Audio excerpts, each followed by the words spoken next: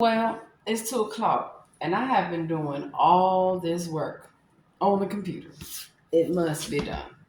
And a lot of times, what I find is that you have to educate people. So I'm gonna educate y'all real quick on Mary McLeod Bethune, a very strong black woman, and one of her quotes that I love. Right, share it with you. Because a lot of times I find, especially working with the education system, and working with people that make decisions about the education system as well as jobs and a number of things that they seem to think I'm dumb. They seem to think that I don't know what the hell's going on. Number one, before you send an email out to anyone, make sure you know what you're talking about. Have those links, have those research, and be able to cite your sources. So when you say something, it's not just you saying it. And sometimes I have people who work in the government, who work in the school system, who clearly don't know I've worked in both, and that I'm confused about something. I ain't confused about nothing. You're confused. So when someone emails to say that they're confused by you, say it in a nice way. Let me clear up your confusion for you, darling. Because 9 times out of 10, the person that's confused is them. They're confused. How are you so smart and strong? Right? So a lot of times I don't let people in their foolishness roll like that. I don't let it slide. Nope, I'm not gonna let you slide. And the reason why is because I know that I'm very well educated. You don't know that, but now you do. And so I have to remind some folk that the little job that you now have, I did that job a long time ago, baby. And I did it in a good way.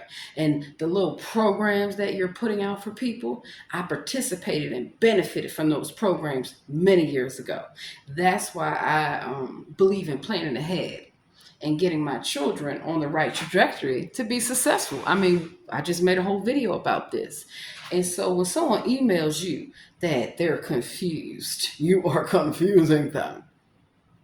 Or even face to face, people do it all the time. They'll try to switch my words up or try to make it seem like I don't understand what's going on. Oh no, I always understand. The other day when I had to go in a police station, and before I went there, I talked to the officer. He's like, "You look like you lost." I said, "Oh no, I know where I'm at. I'm in the right place at the right time." Huh? Huh? When someone says something to you like, "You look like you're lost," you're the one that's lost, not me, because you lost the battle fucking with me.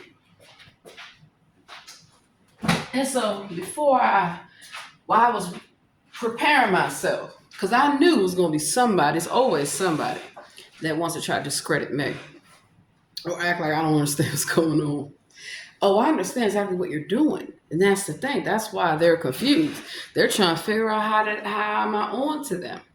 So I watched the video and I really like it. Diamond Royal Ministries, I really appreciate your video because it gave me that word that I need to know, to have that faith that yeah, people gonna talk about you, they're gonna do all kind of things, but the Lord rewards you, and that's why I'm reaping all the rewards and all the benefits. So let me explain real quick that when you want your children to be successful, you want them to be able to do it on their own accord. Not through people claiming, well, because you their mama, they got this and they got that. And also to show them, even though I'm your mother, you're still going to have to work hard for these things. And I allow my children to make their own decisions.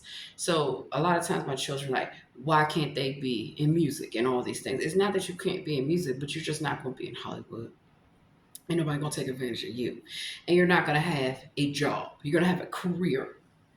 So while some people are more than happy to let their children work at restaurants and fast food, not me. Because I recently went out there to see if it was still just as bad as it's been. And it is.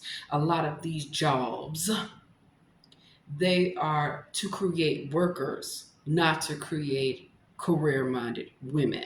And so in all my careers, I've had to deal with somebody trying to tell me I don't belong, I don't fit in, I'm not qualified. And I have to always explain my qualifications. And so I don't have to explain anything.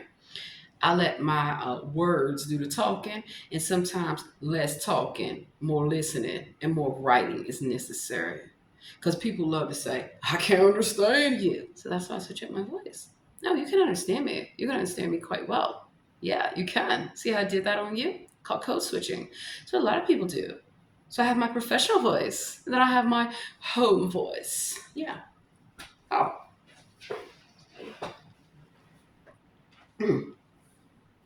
Knowing that my children are at the age where they're going to want to work, I want to make sure that before they work, that they have the skills and the tools necessary. That's why I take the time to research everything and I plan ahead. See, this is already almost March, right? And do you know what March is? Women's History Month. So they thought Black History Month, I was on fire.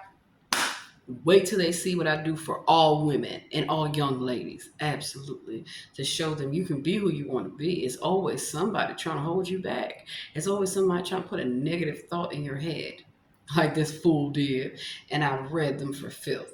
Because not only did I break down the different classifications of the different types of careers and career opportunities and career programs, I register my children in advance. It's up to them if they want to go.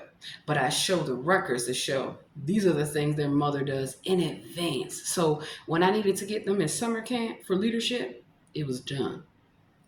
And I went when it's so damn expensive, and I got multiple scholarships, multiple for different types of programs, right? It's nothing wrong. Apply. Some people, they want to apply for anything. It doesn't mean that you're poor. Apply for it. If you get it, good. School is very expensive. All my schooling right now with cybersecurity and business intelligence, I don't pay for it. I went and I applied for scholarships. I applied for boot camps, internships, whatever. And a lot of times I get these opportunities because I volunteer so much. People remember me. They're willing to help me out and tell me the right information. And so that's why I appreciate that. And even though I'm a Black woman, a Native American woman, I still help every woman that's respectful. You're respectful, honey, I'm going to help you because I know you've probably had somebody, and a lot of times it's not a man, it's often a woman who doesn't want you to be successful, doesn't feel that you fit their criteria of what it means to be successful. And so they're going to try to find a way to poke some hole in your dream, make you seem confused. Oh no.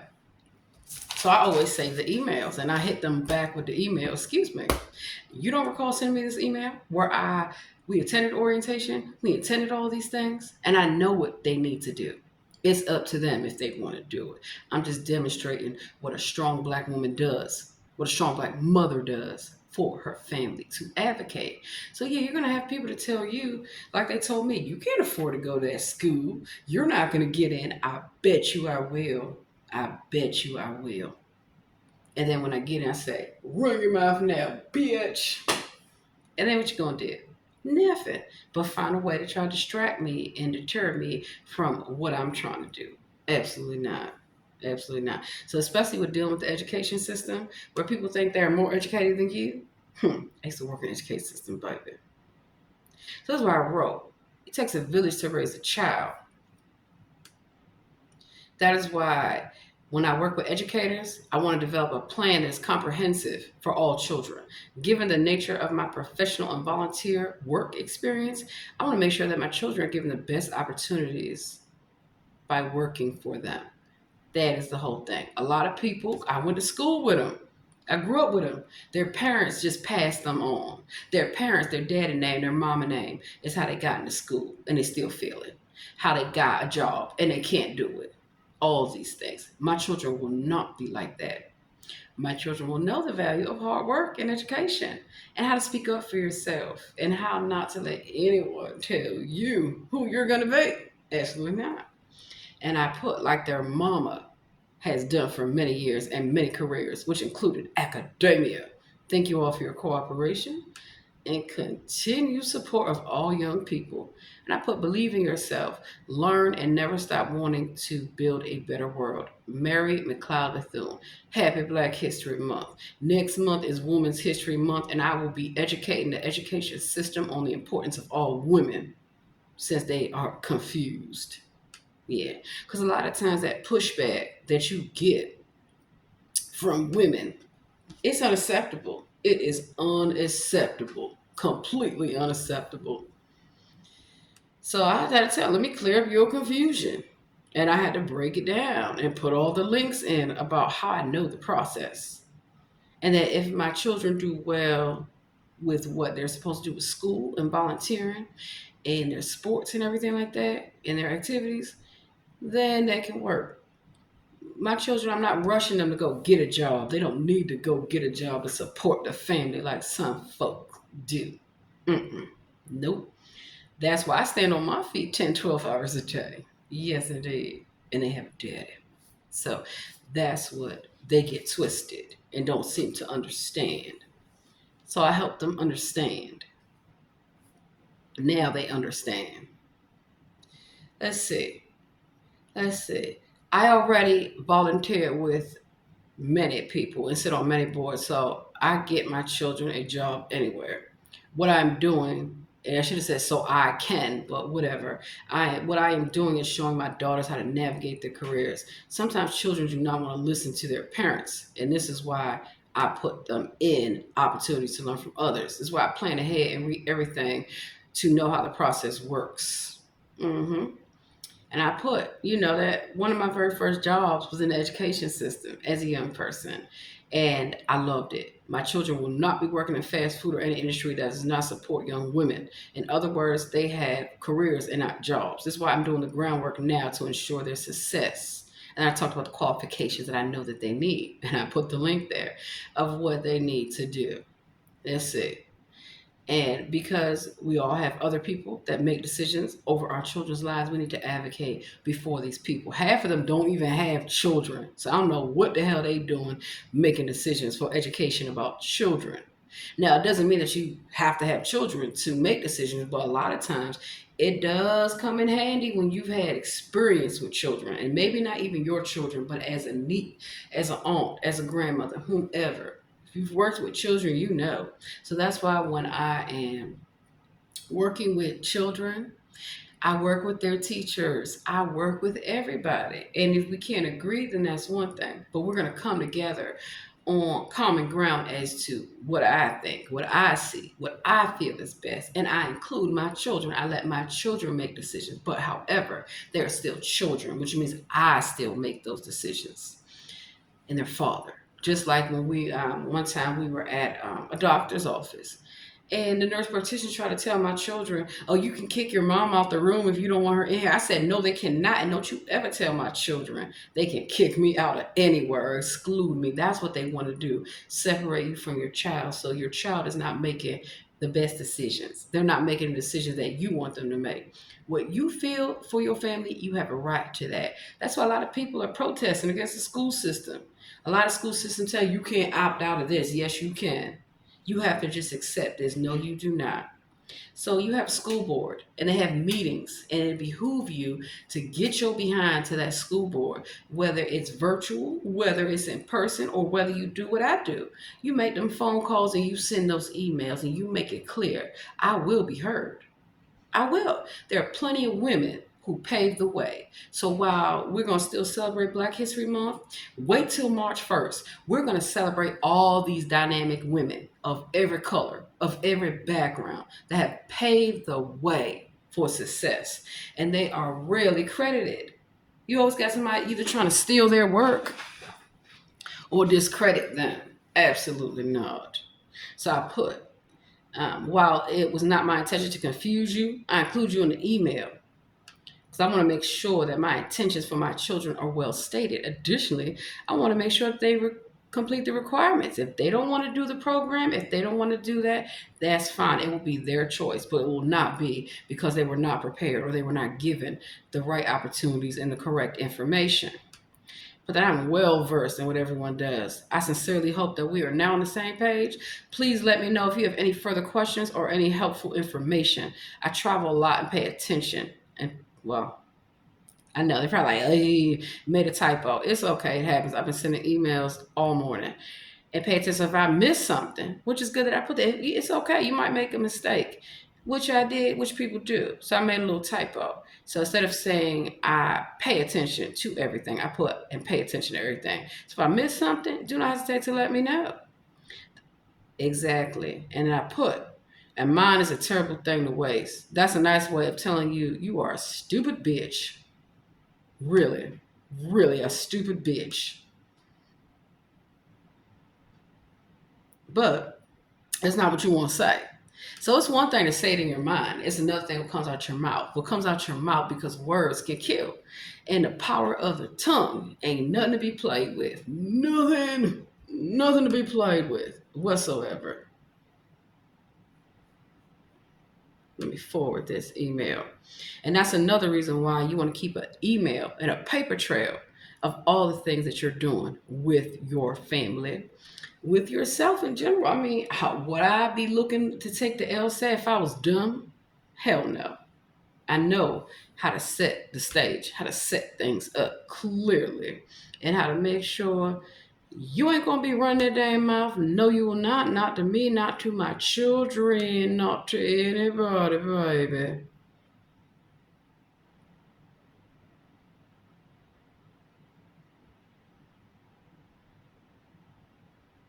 Okay, perfect.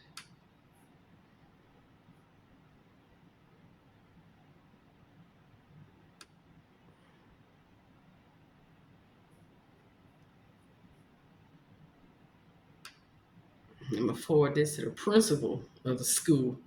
Because, see, that's another thing is that not only do I find this type of behavior everywhere where people are trying to separate children from parents in terms of you can make your own decisions with this whole woke foolishness. Mm-mm, absolutely not. Plus.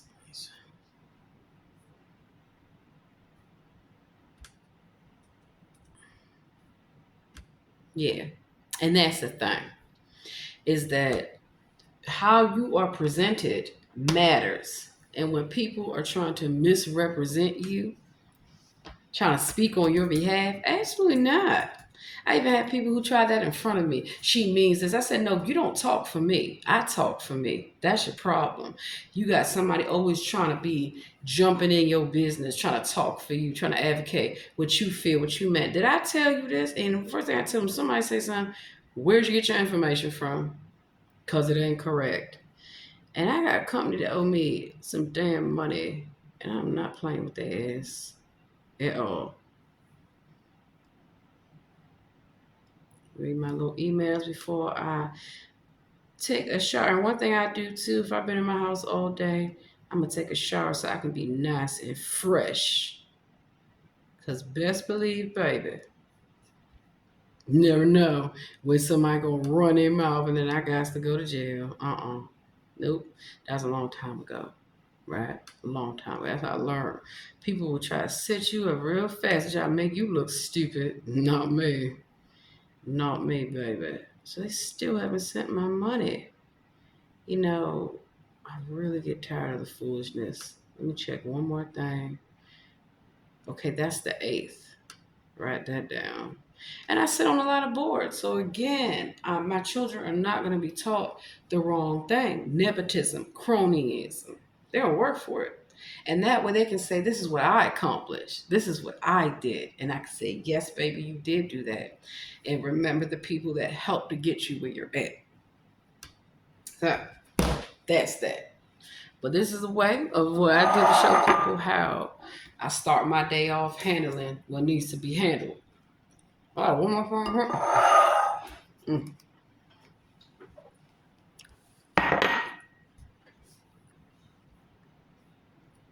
And I got one more thing to handle. And I already know how to handle it. See, learn how to handle your business. So that when people get in your business, you know how to handle them too.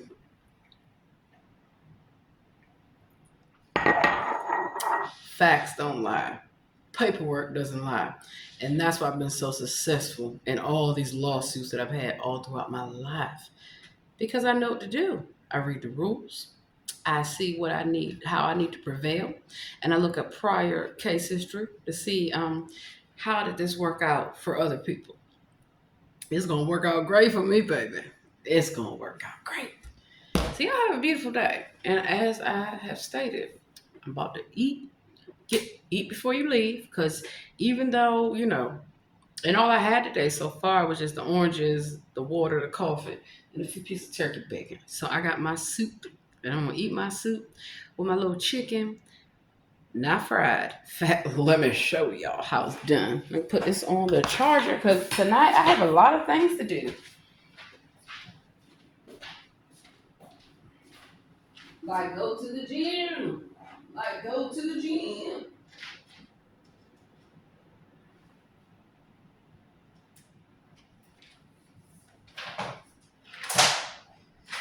And so that's how you organize your day, your thoughts, your mind, your plan, your game plan of what you are going to accomplish. Put me in the game.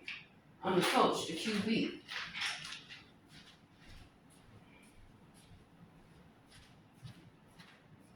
Check this weather out. Okay. It don't look too bad. And that's another thing too. As I always mention to people, you best check that weather before you get on out there.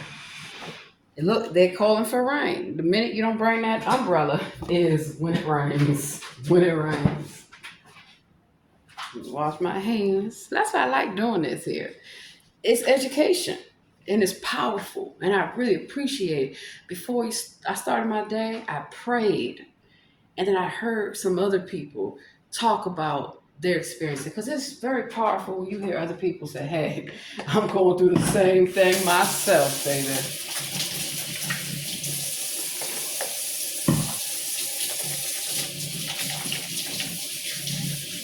And we have to travel. Take some snacks with you. Take something. Even though you may be like, oh, I'm not hungry. I'm okay. Best believe you're going to be hungry. And I have work to do, baby. So that's what I mean when I say I come to win. I comes to win.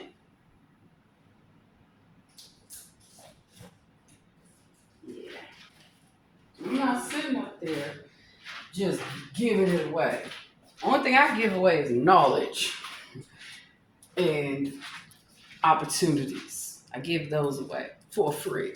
I don't charge people. When people tell me they want to get a job, I say, no, you want to get a career. What do you want to do? Let's think about it here. What is it that you want to do? What is it that you would like to accomplish? And that is how I work with people. And that's especially how I work with young people, college students. So that's why, these individuals who I'm talking to this morning, they don't know who they're talking to. They don't know at all. But I help them find their way, baby. Got me a water. And this, and I'll probably take some little, let me grab a trail mix as we speak.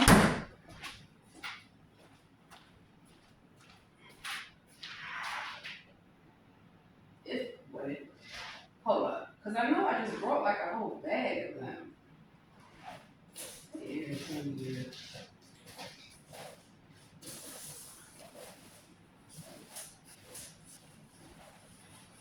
Okay. You know what? It's okay. I might treat myself, and I do like to treat myself and eat out and all that stuff is fun. I've eaten. I feel like my daughter told me the other day, she's like, Mommy, we've eaten everywhere. I'm like, I know. That's what it really feels like. And we travel a lot. So I'm going to get ready. One of the things that I'm doing is getting ready for a college tour. Start touring some colleges. I want a Black HBCU college tour. And I place Delta. Even though I got some AKA colors on. And that's fine. If my children, oh my God, want to be AKAs, I'll have to just deal with it.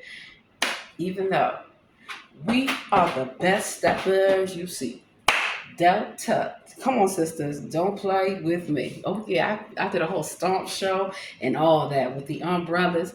You Kappas ain't got nothing on us with them canes. I will take your cane and show you how to use it. And the umbrellas, nail wood. Because I did want to go to Spelman. And I even looked at North Carolina Central. Really good schools, especially for law.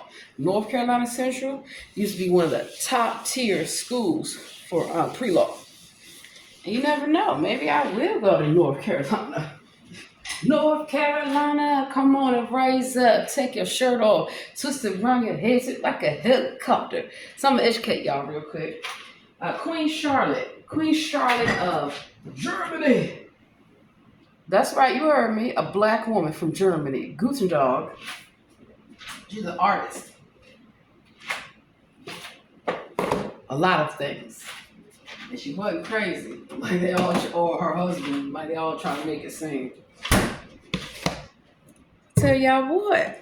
Since I'm getting my food ready, y'all gonna watch a video about Queen Charlotte. She was the queen of England, Ireland, Germany, Scotland. Cheerio. That's how I know about the Scottish rites. That's how I know about the Irish. Yeah. And I also know about England. So that's how I know my royal roots, the Moors, the ruling class. So we're going to watch a little video about Queen Charlotte of Mecklenburg, Germany. What's up now? Told y'all, black women, we ain't nothing to play with. And I know, because a lot of times, even when we see a black woman going on, we like, oh shit, there she go. But remember what was said to that woman, what was done to that woman that got her to the point where she don't give a fuck and will cuss your ass all the way out. Put a smile. Keep it moving, baby, and say, God bless you. Let's look up Queen Charlotte. There's actually a lot of queens that we're going to be focusing on. And, you know, of course, I got to make a movie, Queen Charlotte Bridgerton. Not even the real story. And that's part of the issue is that too many people make up shit as they go. They just make shit up. Oh, I'm going to make a story about somebody. And they just make shit up. You know, fact versus fiction. It's crazy. It is crazy. You could tell they didn't whitewash this woman's face.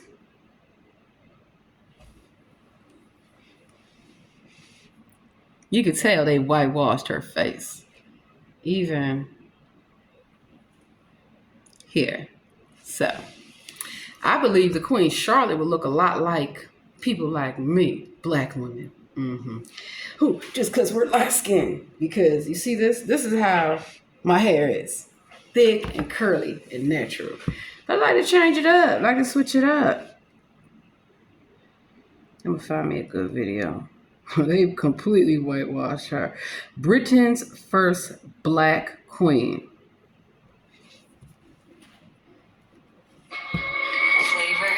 But actually, all the queens have been black. Even Elizabeth. The real Elizabeth is black. Cheerio. Today we are looking into the life of Charlotte of Mecklenburg-Strelitz, a minor German princess who married King George III of Britain, becoming queen consort thereafter. Owing to her unusual background, a source of debate over the years, and this has surged recently, following her depiction in the Netflix series Bridgerton. This is her story. Today's video was sponsored by Babbel. Princess Sophia Charlotte was born on the 19th of May 1744 at the Palace of Miro in the Duchy of Mecklenburg-Strelitz in northern Germany. She was the second daughter of Duke Charles Louis Frederick of Mecklenburg-Strelitz and his wife, Elizabeth Albertina of Saxe-Hildburghausen. Charlotte was homeschooled, as was typical for high-ranking aristocratic women at the time. Her tutor was Mademoiselle Gravot, a noted female poet of the mid-18th century. From her, Charlotte developed an appreciation for reading the most substantial works being produced during the Enlightenment, as well as being widely read in theology. As well as her native German, she learned to speak French fluently in her youth. This was not unusual, and prior to the ascent of the British Empire in the 19th century, French was a lingua franca of early modern Europe. Charlotte would go on to further her language skills in time, but sadly, she didn't have today's sponsor Babbel to help her. People here on the channel always ask me about my pronunciation and also the languages that I speak, and other than English and Spanish, which I know very well, I also speak some French, thanks to years at learning in school, and also because of the occasional trip to France here and there. I haven't practiced in years, but luckily, Babbel keeps me on the top of my game. Babbel teaches real-world practice practical conversations Okay, with okay. interactive short lessons. That's why I gotta And there are change it multiple real ways quick. to learn, including podcasts, Let me stop the games, video and for a videos, second. keeping you I don't mind people get sponsorships, but that's part of why I don't want to do sponsorship because I don't want the information. I mean, granted, that is a good tie-in. I'm not gonna lie. He did an excellent way of tying in the commercial because there's nothing worse than when somebody's doing a commercial and you can tell it's obvious. He did that very smooth. So I'm not hating on him. He's gonna get his money. That's how you get your money. If you have a sponsorship, sponsor something that's relevant to your message, relevant to what you believe in. I like Babbel. I actually use Babbel. So there goes my soup that I made homemade. Got it out the freezer. My chicken that I cooked. Got that out the fridge. So that's how I'm able to have a healthy meal. Yeah. Let's carry on. entertained and concentrated.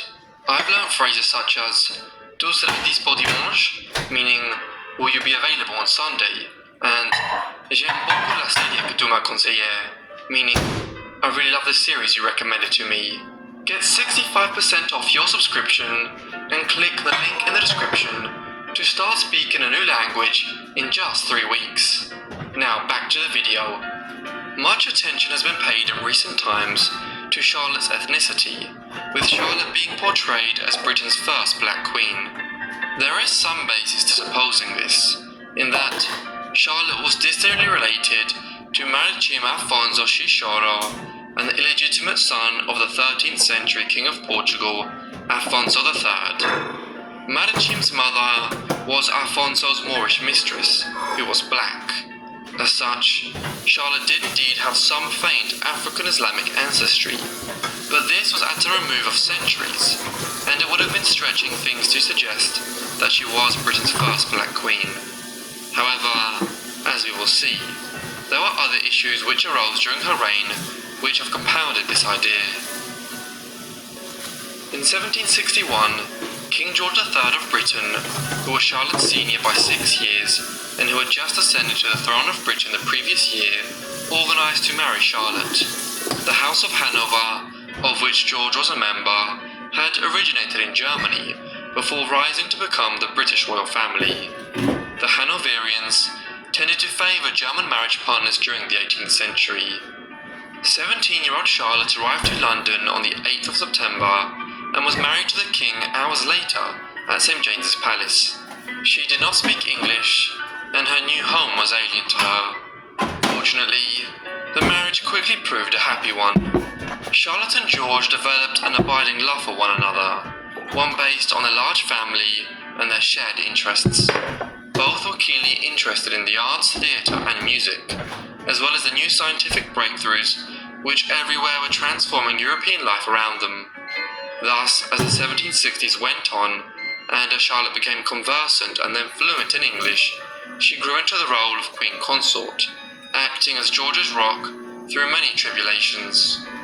As Queen of England, Charlotte's portrait was painted many times over the years, both singly and as part of group portraits, including the King and other members of the royal family.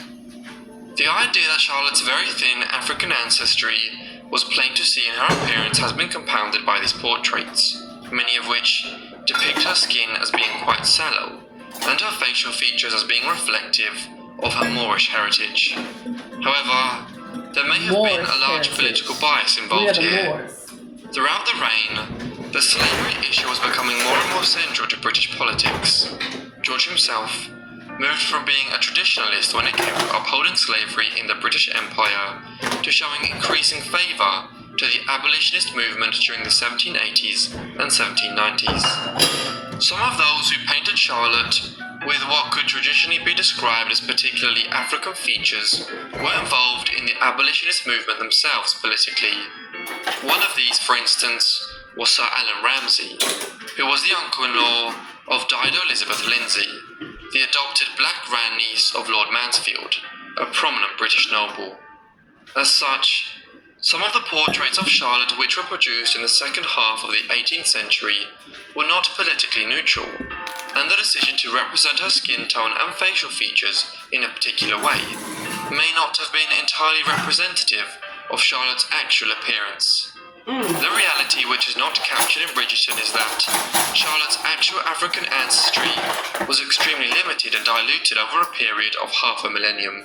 So, it is inaccurate to suggest that she was Britain's first black queen. While the issue of Charlotte's ancestry remains a point of debate, there is no doubting that her marriage to George became more difficult over time. This was not owing to a falling out, but to George's psychological state. In the 1780s, the king became increasingly unwell, often having periods of mania in which he would talk energetically to anyone present for hours on end, punctuated by crashes in his emotional state and complete lethargy. The exact cause of George's malady remains unclear to this day, but historians generally believe it was caused by porphyria, a liver ailment which causes toxins to build up in one's blood, which poisons a person without killing them. This blood poisoning then begins to impact on the brain, and is degenerative over time. What was imprecisely known as the madness of King George was a source of concern for Charlotte, the royal family, and the government. But it truly became a state issue in October 1788 when George descended into a period of psychological collapse, one which it took the king months to recover from. In the interim, the government took steps to establish a regency government whereby George and Charlotte's eldest son, George, would become regent for his father. Charlotte, who could see her son's ambitions outweighed any concern for his father, remained the king's stalwart supporter throughout this time, often encouraging other members of the court to continue to display loyalty to the king even as his illness dragged on. She was rewarded in this when he eventually recovered in the late spring of 1789. Charlotte's relationship with her son remained fractured thereafter, as did the king's increasingly, as George Jr. bided his time to see if his father would suffer another collapse at some stage. Throughout her reign, Charlotte became known for her patronage of the arts and her charitable work. For instance, Thomas Gainsborough, Johann Zoffany, and Mary Moser were painters who were all patronized by the royal family. Charlotte also employed Moser to teach her daughters how to draw. Moser was not alone as a woman who was patronized in her artistic endeavors by the Queen, and several female English writers got their start by garnering the financial support of the Queen at a time when women writers still had huge obstacles in front of them to be successful. The Queen was also accomplished from a musical perspective, and played the harpsichord herself with some skill. Johann Christian Bach, the son of the more renowned Johann Sebastian, was her music master in London from 1764 to his death in 1782, and gave Charlotte singing lessons during his extensive time in England. This led to him becoming known as the London Bach. On the continent, Wolfgang Amadeus Mozart, the greatest composer of the age, acknowledged her appreciation of classical music by dedicating 6 different sonatas to Charlotte. In terms of charity, one of Charlotte's main focuses was on the Magdalen Hospital in London, a sanctuary for former prostitutes which had been founded in 1758 and which she became the patron of in the mid-1760s. She provided thousands of pounds towards the erection of new buildings here in 1769. A more traditional charity which she worked with was St. Catherine's Hospital, which provided alms to widows and other women. Unlike many other former queens of England, Charlotte did not suffer from any natal issues, and she had 15 children with George in all. In fact, somewhat strange for the time, she appears to have had no miscarriages or stillborn infants, at a time when both miscarriages and infant mortality were still very high. It is an indication of how women's lives were dominated by childbearing in pre-modern times that Charlotte was either pregnant or nursing an infant continuously from 1762 when she fell pregnant with her first child George, right the way through to the mid-1780s when she gave birth to her 15th child Amelia. Of Charlotte and George's 15 children, 9 were boys and 6 were girls. They were exceptionally fortunate in that 13 of these would live into adulthood, and 12 would outlive both their parents. Only 2, Prince Octavius and Prince Alfred, born in 1779 and 1780 respectively, died in childhood, both seemingly from smallpox within a few months of each other, in 1782 and 1783. Charlotte and George were devastated by their deaths, but their sadness was eased somewhat by the birth of Princess Amelia, their final child, in August 1783.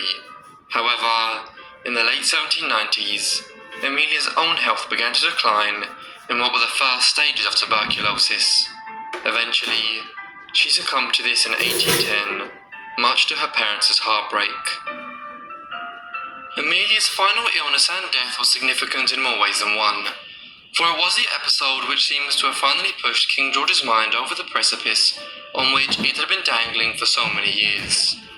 Although he recovered from his extended bout of madness in 1789, further prolonged periods of listlessness and mania occurred in 1801 and 1804. Consequently, successive governments were always wary of when George might be needed to be sidelined, and his son and heir, Prince George, asked to step into his shoes. This is what happened in 1810, right around the time of Amelia's final illness. The king descended into another reality from which he never returned, and Prince George became regent for his father.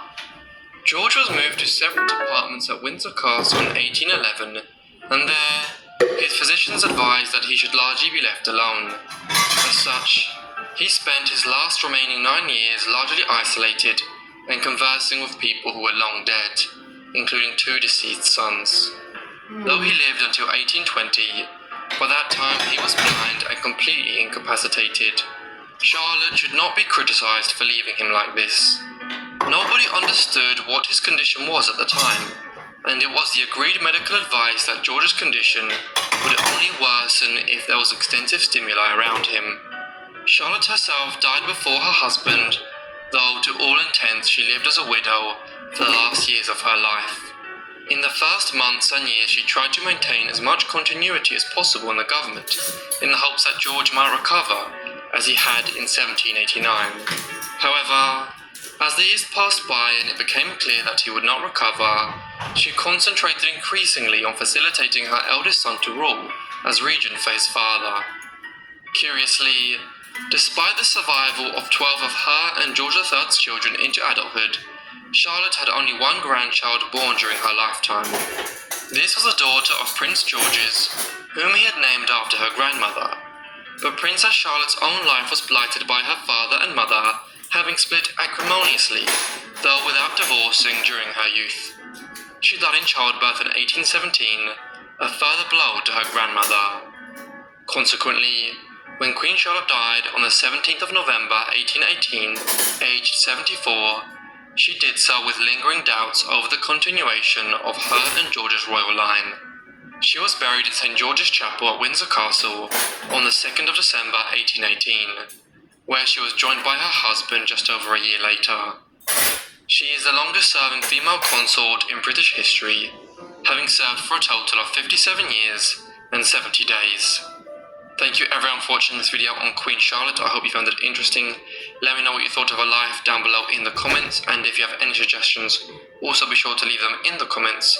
I hope you guys are subscribed and have notifications turned on to get all my videos as soon as I upload them. Anyway, that's all from me, so I'll see all of you in the next Forgotten Life. Thanks. Alrighty, so there we have it, ladies and gentlemen. Not everything is as it seems, and it seems like, put a little orange thing in my tea. The Lord is great, the Lord is good. I thank the Lord for my food, for my children, for my health, and for my country. Seems like somebody was just trying to get George out the way, like a son. And if you ever realize that throughout history, this has happened a lot with royal families, where, you have to wait your turn. Can't knock off your father, can't knock off your mother. That's how I already know that I'm a queen. The queen. Not a drag queen. Hell, I'm a real woman. And I know that might hurt some of y'all feelings, and I do not care. Because why do y'all need to be called drag queens? Y'all not queens. You're men. Men should be kings, not trying to be a queen. And a lot of times, what you find is that nowadays, these so-called women that want to come against me, they're not even women. So you can feel how you want to feel about your identity, but you can't steal women's identity. of what we have done and created in the world.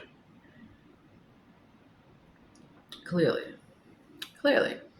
And the only way to get a way to get rid of you is to say that you're what? Incompetent. That a number of things, as you can imagine. So don't believe the hype. Now, education is powerful. Y'all been educated. I have to go. I have things to do. And I focused this whole entire morning on my children and their education because it is just that important to me, to their father, and to everybody. It should be education. So, looks like normally today would be the last day of Black History. But since we got a leap day, we're going to take that leap of faith. I'm going to ask the Lord, please restore us, all Black people, back to our rightful positions as the ruling class, as the Moors.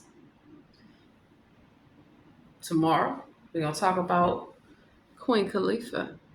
You know what? I got time, actually. What time is it?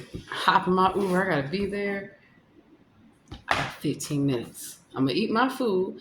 Y'all going to watch a video and become melanated today. You want to call yourself enlightened? Act like it.